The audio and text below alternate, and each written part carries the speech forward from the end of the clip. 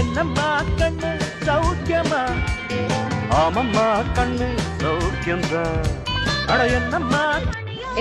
பொட்டுல 2 shape தான், ஒன்னு கோபுரம் இன்னொன்னு வட்டம். அதுல ஒண்ணுதான் வைக்க முடியும். குருவாயூர் கோயில நின்னுகிட்டு சட்டை போடாதவெல்லாம் என் புருஷன்னு சொல்ற மாதிரி இருக்கு. அட